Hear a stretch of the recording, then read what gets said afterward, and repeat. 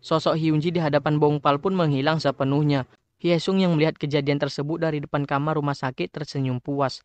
Namun mendadak terjadi keajaiban. Denyut jantung Hyunji muncul kembali dan ia membuka matanya tersadarkan diri.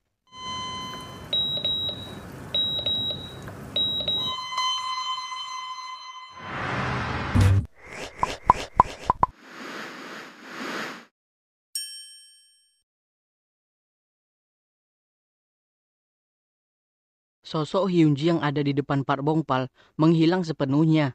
Namun sebagai gantinya, tubuh fisik Hyunji kembali berdetak dan matanya pun terbuka. Bongpal yang syok karena kehilangan Hyunji mendadak terjatuh tak sadarkan diri. Untung tak lama kemudian, Choi Chun Sang dan Kim In Rang yang mencarinya berhasil menemukannya dan membawanya masuk ke dalam. Hyunji yang membuka matanya dan melihat kedua orang tuanya, serta awak medis mengelilinginya. Ia tidak tahu bahwa ia telah koma selama 5 tahun sehingga menanyakan mengapa ia berada di sana. Bahkan, sama halnya saat rohnya berkelana, ia juga mengalami amnesia. Namun dokter meyakinkan kedua orang tuanya Hyunji bahwa belum pulihnya ingatan Hyunji adalah hal yang wajar mengingat apa yang telah terjadi padanya.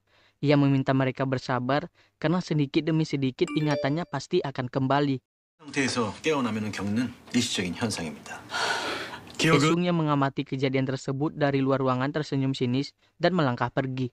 Selagi menunggu Bongpal siuman, Chun Sang akhirnya menceritakan hubungan Bongpal dengan Hyunji pada Inrang. Ia lantas memeluk Inrang yang masih sulit menerima kenyataan tersebut, sembari berpesan agar Inrang tidak menyakiti Bongpal. Di tempat lain, Biksu Myungchul menceritakan apa yang terjadi pada Virgin. Misteri benda yang dicari Hyesung terungkap, bahwa itu adalah senjata atau pedang yang bertahun-tahun lalu digunakan Myungchul untuk mengusir roh jahat dari tubuh Bongpal. Ia lantas pulang menuju apartemen Bongpal, namun karena tidak menemuinya di rumah, ia menghubungi ponsel Bongpal yang diterima oleh Chun Sang. Berbekal info dari Chun Sang, Myungchul menyusul ke rumah sakit. 박봉팔이 핸드폰 아닙니까? 예. Setelah bertemu dengan Chun Sang dan Inrang, setelah mengetahui bahwa mereka telah menggunakan Bongpal untuk menangkap hantu, Myungchul memarahi mereka berdua. Setelah puas, ia pun pergi untuk mencari dokter yang menangani Bongpal. Kabar tentang pasien yang terbangun setelah koma 5 tahun beredar di rumah sakit. Banyak orang berkumpul di depan kamar Hyunji karena penasaran. Salah satunya adalah Inrang yang langsung kaget begitu melihat si pasien tersebut adalah Hyunji. Karena yakin itu adalah Hyunji yang selama ini ada bersama mereka, ia pun bergegas kembali ke tempat Bongpal dan mengabarkan berita tersebut. 지금 현지 봤어. Bongpal tidak membuang waktu untuk mencari Hyunji dan menemukannya di kamar 6203. Ia langsung masuk dan memeluk Hyunji. Ternyata Hyunji tidak mengenalinya sama sekali dan malah memintanya untuk pergi karena ketakutan.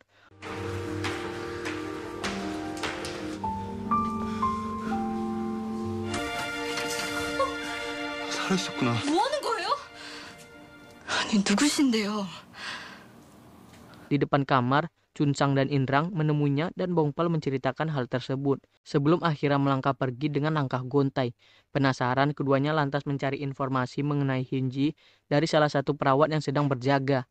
Tak lama ibunya Hyunji membawa Hyunji keluar untuk mengambil udara segar. Saat berpas-pasan dengan Chun Sang dan Inrang, ternyata ia pun juga tidak mengenali mereka. Tapi Inrang tetap yakin bahwa itu adalah Hyunji yang ia taksir karena menurutnya gadis yang ia lihat itu adalah gadis paling cantik di Korea. Myungchul yang bertemu dengan Bongpal di rumah sakit mengajaknya pulang. Setibanya di apartemen, Myungchul menyuruhnya beristirahat sembari ia menyiapkan makanan untuknya. Saat sedang ke kamar kecil, Chun Sang dan Inrang datang dan memberitahu mengenai tabrak lari serta amnesia yang dialami oleh Hyunji. Karena tidak bersifat permanen, mereka menyemangati Bongpal agar tidak menyerah. Tiba-tiba Myungchul muncul dari belakang Bongpal dan keduanya pun pamit karena takut bakal dimarahi lagi. Myungchul ternyata sempat mendengar apa yang diceritakan Chun Sang dan Inrang. Ia mengkonfirmasi mengenai Hyunji yang masih hidup. Dan dengan tidak bersemangat, Bongpal mengiyakannya. Meski kaget dengan berita tersebut, Myungchul heran dengan sikap Bongpal yang sama sekali tidak terlihat senang.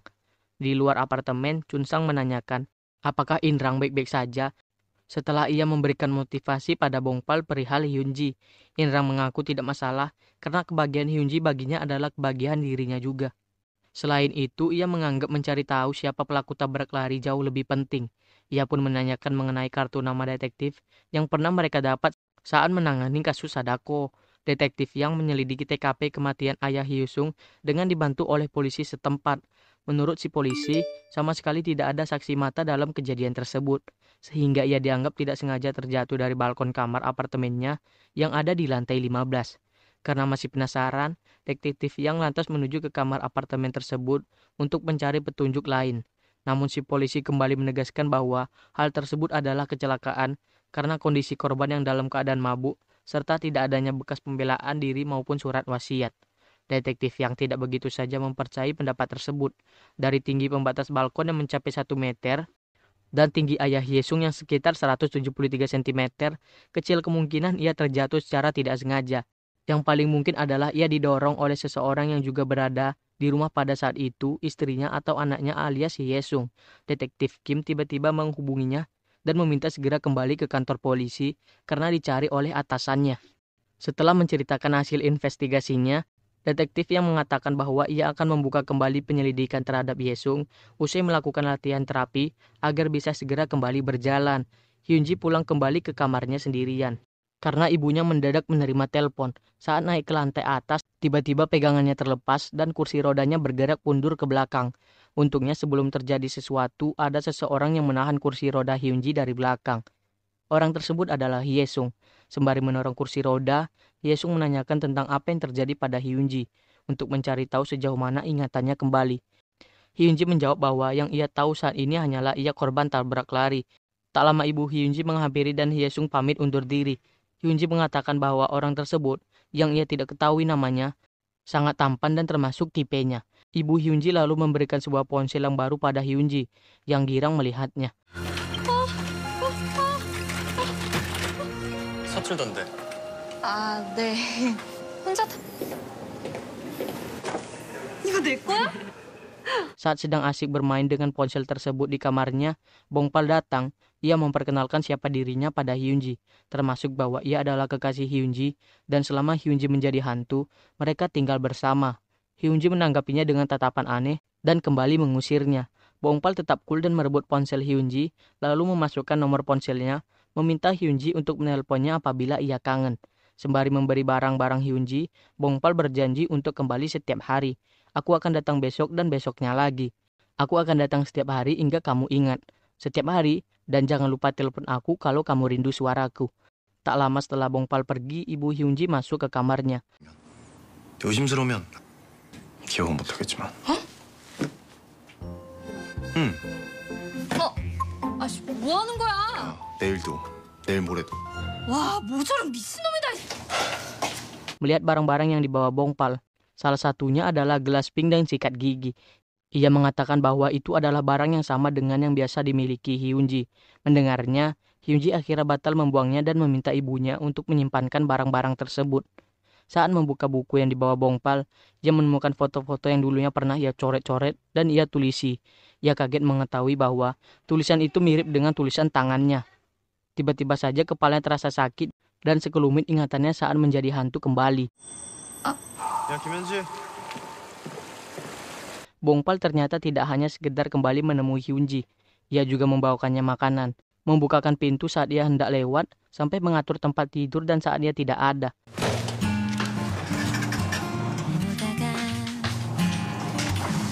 Suatu hari Hyunji tidak mendapati Bongpal sehingga ia sempat kepikiran kenapa ia hari itu tidak datang.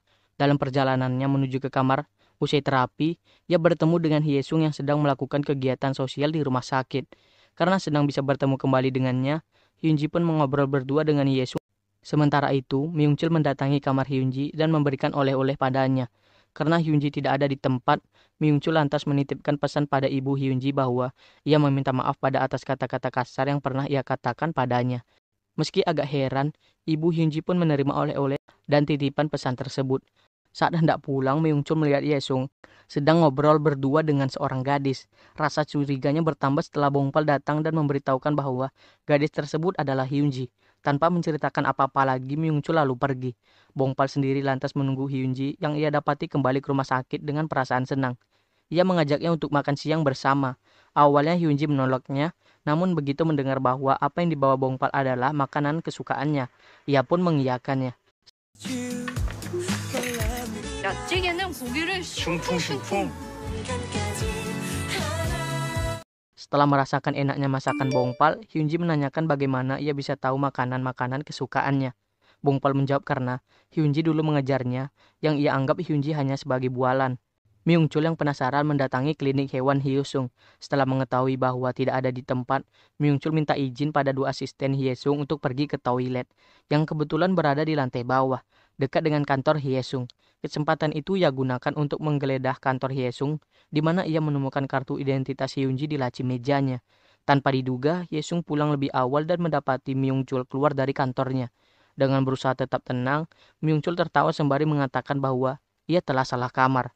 Sementara itu, di rumah sakit, usai menghabiskan makanan yang dibawa Bongpal, Hyunji nyaris terjatuh dan secara refleks ditangkap oleh Bongpal. Kejadian tersebut mengingatkannya pada saat pertama bertemu Bongpal dan tidak sengaja berciuman pada saat terguling bersama di tangga. Kesal karena nyaris berciuman dengan Bongpal dan tidak ingin ciuman pertamanya hilang begitu saja, Hyunji pun memarahi Bongpal. Namun dengan tersenyum, Bongpal mengatakan bahwa ia sebenarnya sudah pernah melakukan ciuman pertama. Menganggap Bongpal mesum, Hyunji lantas memukuli Bongpal. Puas melakukannya, ia lalu kembali ke kamar. Tepat pada saat seorang dokter dan perawat menghampirinya. Si dokter memperkenalkan dirinya sebagai dokter pengawasnya untuk sementara.